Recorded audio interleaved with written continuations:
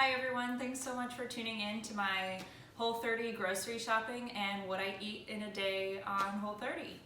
So my boyfriend and I have been doing Whole30 for the past 12 days and we've gone on 3 really big grocery shopping trips. I feel like we get better every single time we do it. So today I'm going to tell you how to survive this with great grocery shopping and planning in advance. So that's the really big thing. Every Saturday, he and I sit down and we plan out what we're gonna eat for every meal, and we create a very detailed grocery list of exactly what we need to get.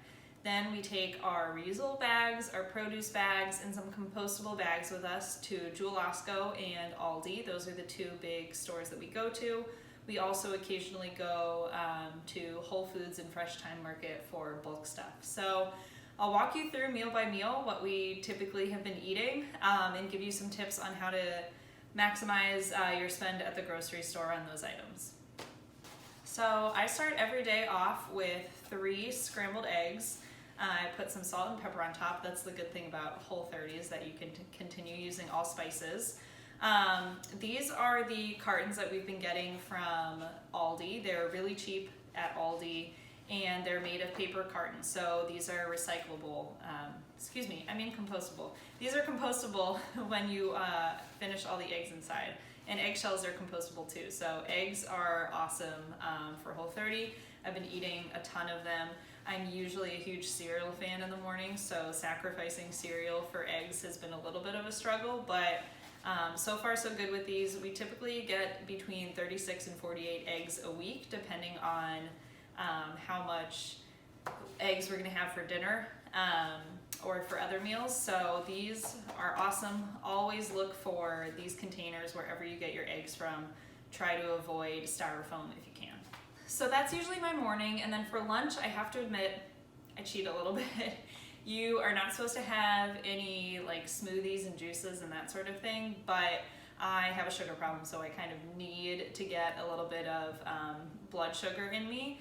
And so I've been really stocking up on fruits. So I try to combat that with a little bit of spinach in my smoothie, but every day before I leave for work, I make myself a smoothie with coconut water, spinach, chia seeds, which are awesome for Whole30 because they grow to expand quite a bit when they're in liquid, and so they fill up more space in your stomach than you think they would. And then I put in a bunch of berries as well. So each week we pick up a few containers of berries. In my smoothies I really like strawberries as well as blackberries. These are something that has been really hard for us to find in the Chicago winter in like not recyclable or garbage containers.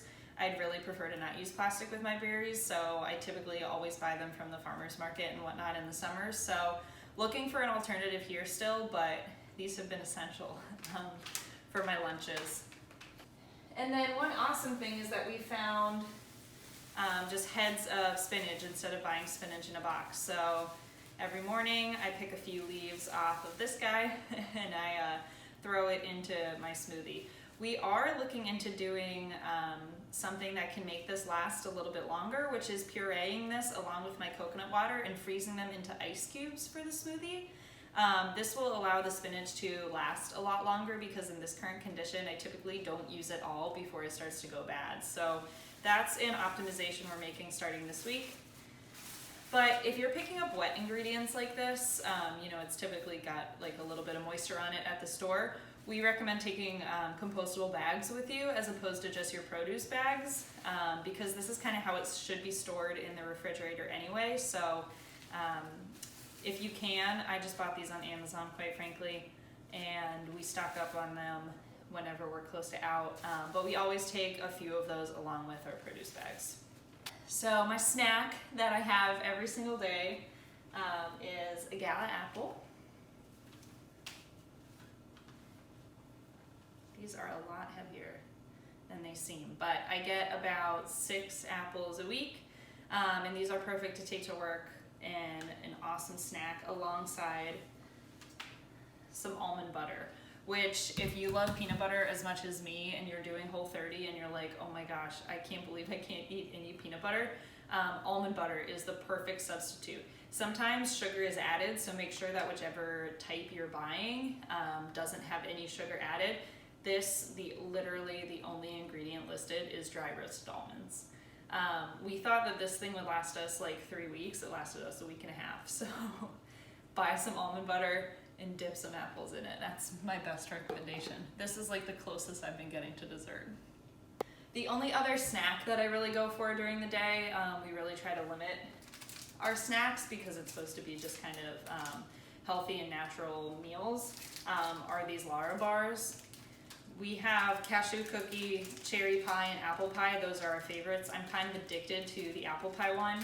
And these are kind of a very like last resort snack. Like if we're really hungry during the day and finding it hard to get to dinner time, we'll both reach for one of these. But they're one of the only bars that are Whole30 approved. They only have like 3 or 4 ingredients in each one. So for example, the apple pie one is dates, almonds, unsweetened apples, walnuts, raisins, and cinnamon. So a few of these are even less. Like the cashew cookie one, the ingredients are cashews and dates. So definitely Whole30 approved, really good. I wish we could make these at home just because it's a little bit too much packaging for my liking, but because of Whole30, it's like kind of had to pick and choose with some things. So for dinners, we typically do a meat and then a vegetable on the side. We have been getting our meat wrapped in paper at the butcher at Jewel Osco.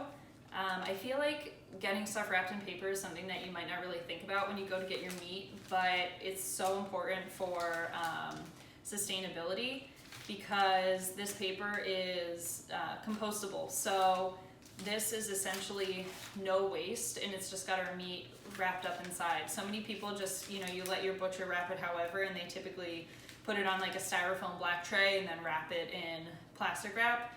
If you just ask for paper, more often than not, they'll do it, we found in our experience. Because of everything going on with COVID right now, if you give them a plastic container and ask them to fill it, they probably won't, just because they don't know where it's been, whether or not you're contagious. So for now, an awesome solution is just asking for it to be wrapped in paper rather than just letting them wrap it up in plastic. So like I said, we always do a vegetable on the side. Our go-tos are zucchini and yellow squash. Those are so good, just like seared up in a pan with some spices on it. My boyfriend is really good at getting spices right, so that's huge.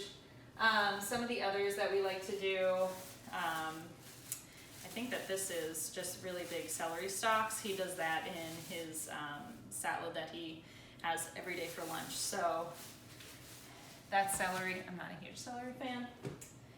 Asparagus is another one that we do with dinner quite a bit. We found that it's really hard to get green beans, which we don't like canned green beans, but fresh green beans we both enjoy. But it's hard to find green beans not wrapped in a plastic bag already. So we've just been doing the asparagus because it doesn't come in any plastic. I'm honestly not sure what this is.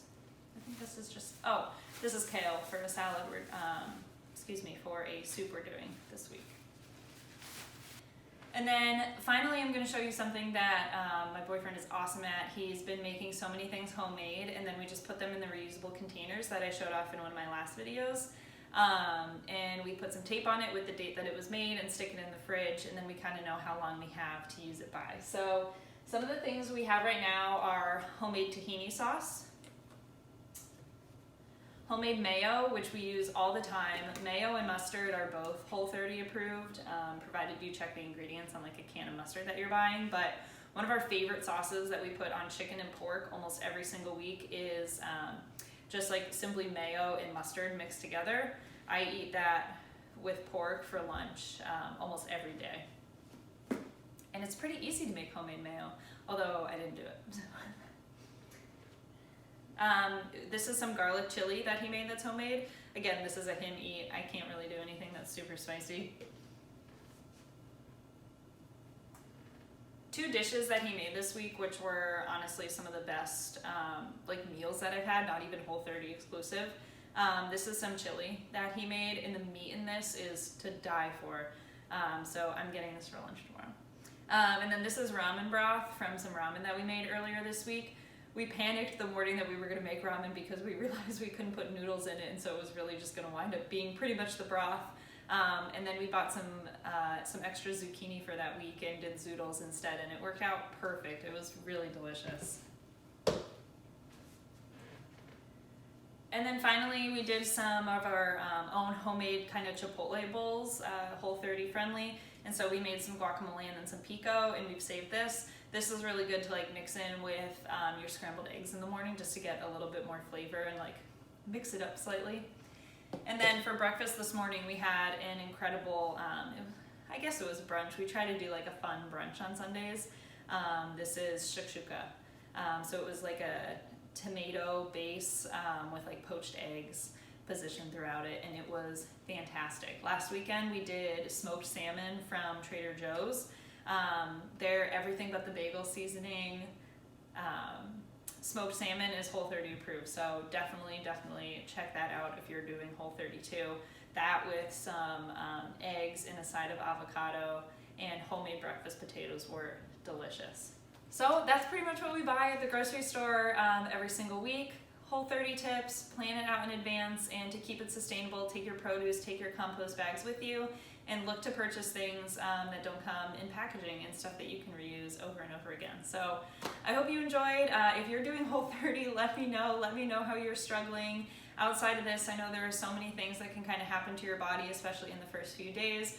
We definitely got tired. We definitely had cravings for a lot of chocolate. We've definitely had a few different health effects, but overall we're feeling really clean, finishing up the last 2/3 of this strong. So thanks so much for watching, and I'll see you soon.